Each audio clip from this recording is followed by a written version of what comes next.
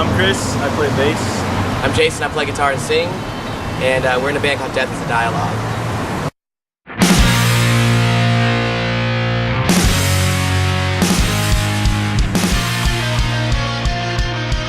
How long have you guys had the dream of being in this band? This band, I've had a dream of being in a band for a long time. I mean, I've been in bands for a long time, but I guess we thought about this band like a year and a half ago. That's when we started brainstorming the idea and kind of concepts behind it and whatnot. So probably been almost 2 years, year and a half, something like that. Short lived dream, but at least you're going over it. Yeah, we're making headway. So. Have you guys ever had any moments where you just said, fuck it, I'm just going to give up? Nah. I mean, there's low points. Yeah. But I mean, you can't ever give up on your dream. I mean, I've been wanting to do this my whole life, so, or at the top level. I always say,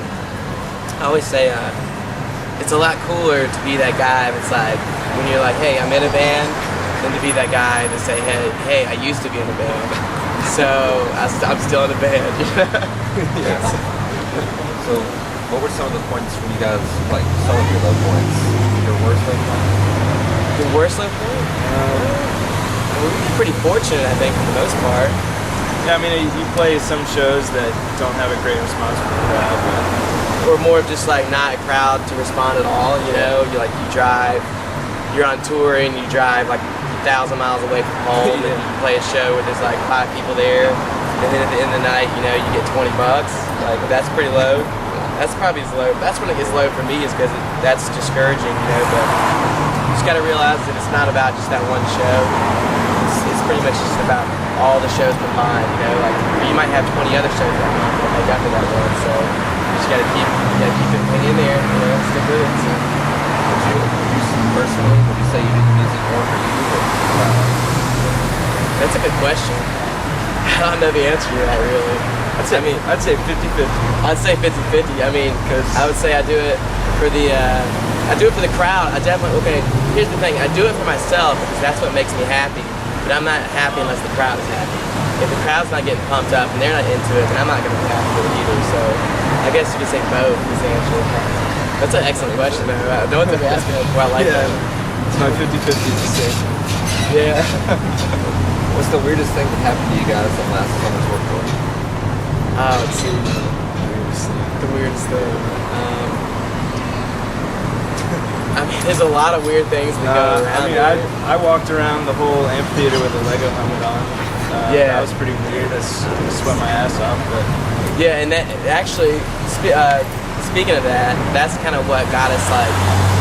We got this interview with 99X, and we got it because, well, first, you know, I talked to them, you know, about possibly doing it, but we weren't able to line up schedules and everything. But there were so many people that saw him walking around with Lego, and just saw the Lego heads everywhere because we threw them off stage when we played that night. That the radio station actually called us up to do an interview and on the spot, a little FaceTime. That was nice. It was fun. Yeah, can't go wrong. What was it like playing with the band live? New Year's? Yeah. It's awesome. I mean, we opened the show for them. Ed Kowalczyk killed it, like always. Yeah, that was great. Some of the songs I've like really been into though. That was probably like one of like, you know, the first 10 albums I ever owned was that live album, Throwing Copper, and like that song I Alone. Like we were all waiting for that one moment. Yeah. He actually so didn't good. sing it that night, but we forgive him, I guess. Yeah, he played really well, so it was fun. If someone remade one of your songs, who would you want to redo it, and what song? It's very odd. Elton John. Like Lassenor? Yeah. That would be awesome. That would be a good one. A little piano acoustic Elton John version. That would be good. That'd be really cool. Yeah, I'd love to see Elton John, or someone that you wouldn't really think would cover a punk band. You know, that's what I would like to see. What's something people probably don't know about you guys that you want to know?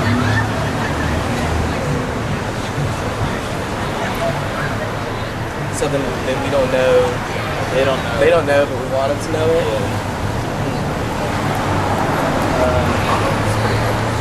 Well, I think we're pretty open with it. I think so too. I mean, I don't think pretty we much, have any skeletons in the hide. yeah, we try to put everything out there for the most part. I mean, I don't think there's. If we want them to know, I guess we'll try to. We do our best to tell everyone. You know, so it's not sure about that one. Do you ever see yourself in LA or somewhere else if that's what that's Sonic? Is that even something you're looking for? I'd like to go to LA. Out west would be cool. I mean, I'm down for playing those places. I don't think that moving to a different city is necessarily the route to getting signed. I don't necessarily know that getting signed is what bands should really be trying to focus on these days. I mean, it's really just about building it on your own more, because the way the industry is and where it's going, if you don't have a working business model on your own, I mean, any label that's going to want to work with you is they're not going to be putting in the funding that's necessary. I don't think, I mean, we've had a tough time finding the right situation with the label. So, I mean, I don't think so. I don't think I would relocate in the hopes of getting signed. I don't think that's a good plan. I think our plan is just to build it up around here in the southeast where we're from, try to do the best we can with where we live now. And I mean, if it comes to the factor of where, for some reason we would have to move somewhere else, I guess that's something we have to consider, when the time comes along. But I mean, I'm happy with Atlanta. I like the Dirty South. It's a fun place to be. I mean, it separates, smells like burning grease a lot. Yeah. What was it like to experience the volume of people at the Warped Tour, or is that something you're used to? We're definitely not used to that. It's fun. What I like about Warped Tour the best is that it's the perfect age demographic for the style of music that we play. It's a lot of younger fans, a lot of high school and middle school fans, and that's always fun to me because we usually play bars a lot, and all ages crowds can always get in there. So I like it. Yeah, Warped Tour was awesome. The exposure was incredible. I mean, it's the biggest, I guess, I wouldn't say biggest stage, but it was the most amount of people that we want to see our shows. Yeah. Was it any different than any other shows you guys were playing? Yes, it was completely different than every other show. I think it was different than every other show we ever played, just because it's the only time we play during the day. And it's during the day, and we play at noon in the summer. It's like 1,000 degrees outside. Yeah, it's kind of warm. Yeah. We had to walk our gear all the way from our van. Yeah, so it's kind of brutal. Yeah. What's the story behind the Lego helmets? The Lego helmet started as a Halloween costume that was just kind of a group of all of our friends. We put it together maybe 2 years ago on Halloween, and we built these Lego heads. And when we did the first photo shoot for the band, which we were making the first album, our photographer said he wanted to see, what the Lego. He wanted to do some pictures with the Lego helmet. So we did some photos and made some posters and sent them around to different cities. And then we noticed that every time we would show up in a new city, people were always asking us about those. They always said, oh, do you wear the Lego heads? Like, oh, wear the Legos. And we used to not even bring them with us, but then we kind of just said, okay, people really like these. And it kind of helps get the name out about our band, so we started bringing them with us, and then we started kind of, selling them and stuff. So we just kind of use it as like a branding thing, I guess. How do you handle creative differences, and are you mostly on the same page? I mean, Jason does most of the writing. We chip in every once in a while, and I think we handle it pretty well. I think we're all kind of on the same page creatively, musically. So if we have a problem, we just tell each other, and I think it's solved these days. Yeah, I think it's more. I mean, everyone's got the different genres they prefer within the band. But for the most part, we just want to have good songs that rock. We really want to convey energy through our live performance, and I think we meet those goals, and everyone in the band's happy with the songs and sound. Sounds good. If you weren't making music, what would you do? I'd be an astronaut. Nice answer. It's actually that's always my plan B. I always wondered if I didn't play guitar, what I'd do. And I really like the idea of going to outer space one day. That just seems really cool. So yeah, that's my second dream, I guess. But you have a backup dream? I don't know. I don't really see myself doing anything else. I'd probably be trying the rest of my life, and if I didn't make it, I'd probably just be a bum on the street. Burn out and fade away. Yeah, yeah. What inspired you to start playing music? I got inspired by by two things basically. When I was 5 years old, my uncle played banjo, and just seeing him play banjo made me really want to get into that. So like, my dad actually bought me a banjo, and I tried to learn, but I was kind of too young, so that kind of, it lost the newness pretty quick. But then when I was like 13, I saw Nirvana Unplugged, and that's what got me back into playing and made me want to play. So it was funny because I would learn Nirvana songs on the banjo, and so yeah, kind of backwards there. But I would love to see that. Yeah, it was pretty funny.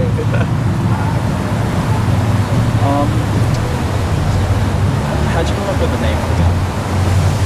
Death's Dialogue is from an Emily Dickinson poem. So it's pretty much about just living life to the fullest, and that you never know when your last day is going to be. So you should just always, do what you want to do and chase your dream, and not, live in some predetermined box or, chasing after numbers in a bank account all the time. It's about more important things than that. So you read a lot of poetry? Yeah, dude, I do read some. I wouldn't say a lot, but I read a lot of Edgar Allan Poe and Emily Dickinson, and some of the darker poets and early 1900s. Really good. You used to be in another band, right? Yeah. What was the story with that band? That band was called The Drown Out, and we were together for 5 years, and we toured, and it was a lot of fun. We played Warped Tour in that band a couple times as well. It's just, eventually we just kind of all went our separate ways. Like, life leads people in different directions sometimes. So, touring in a band touring in an unsigned band is a difficult thing. It takes a lot of dedication and a lot of hours away from, your normal everyday life. So it's, kind of went our separate ways after a while, I guess. But we're all still friends, and we're all still on good terms. How was the transition from that band to this band? I think that came natural. In the last band, we knew that, we had run our course pretty much. And we were kind of going our separate ways. So I was inspired to come up with something new pretty quick just because I felt that we had built a good buzz in the last band. So I didn't want to give that time to fade away, or let people forget about us or anything. So we tried to come up with this pretty quick. I think within 6 months we were up and running in this band, playing shows. A little over 6 months since the Drown Out broke up. That's when we started playing in this band. So Were you two friends before this band, or No, they met me on Craigslist. yeah, That is. They were just bassist looking for a band? Just a random I don't vice even versa. know. I was posting looking for Yeah. bassists. So we would just post up and just keep auditioning people, and tons of people, and finally Chris showed up and we were like, okay, this could work.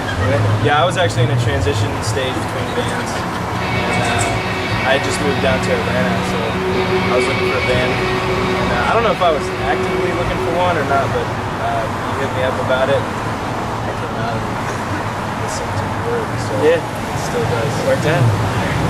Can you tell us about your music that's out now? Like a new album coming Yeah. out?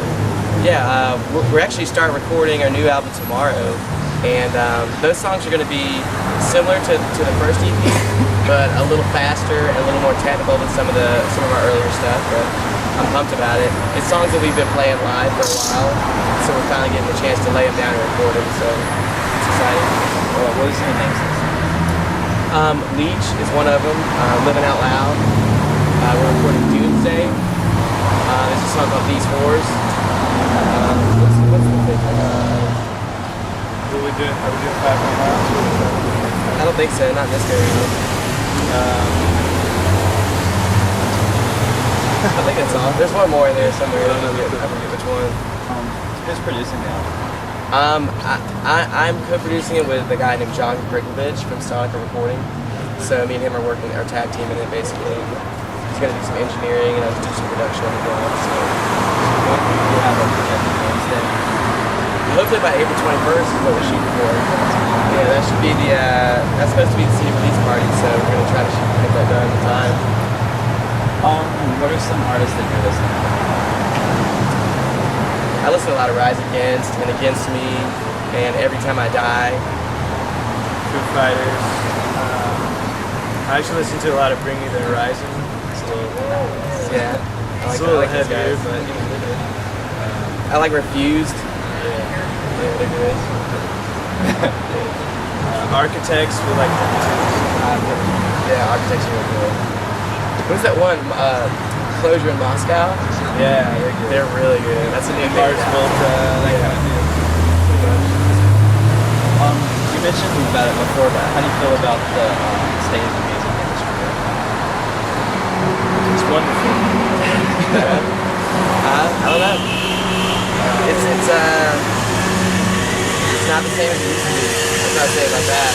But I never got to experience the higher level of success in the music business that some people have. So to me, it hasn't changed anything. I'm still playing the same gigs that I was playing 10 years ago. Just now there happens to be more people here. Yeah, I think part of being in a band is learning how to adapt to the new, how the music industry goes. I mean, you just have to be open and willing to keep fighting. Yeah. How do you feel about the effects of social networking? It's hit or miss, I mean, yeah, it's easy to say because you can spread your music a lot easier through social networking, but also it's a double-sided coin because it allows anyone to be able to do that. So it's easier to get stuff out, but you have to so it creates a lot of.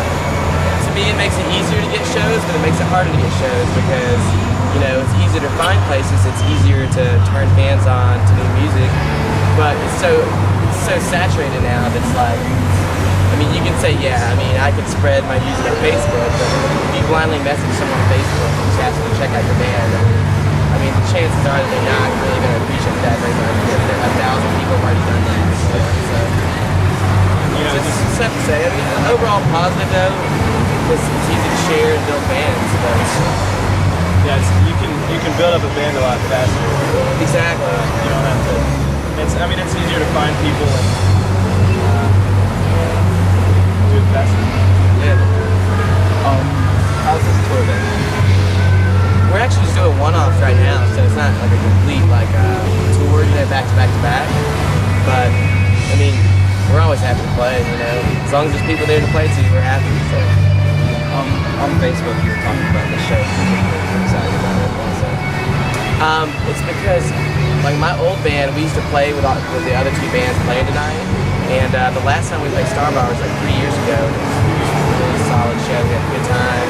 It was a really good crowd, so we're all pumped about the show tonight. Just one more. Do you have anything to say to everyone? We love you. Thank you. Thank you for always coming and always supporting and buying the records and just being there. If we weren't, then we wouldn't have gas money and we wouldn't be able to make records. So I just say thanks. We're just the dialogue. You ask and we answer. The greatest torture is how lonely lies ignore misfortune, not the kind you're looking for.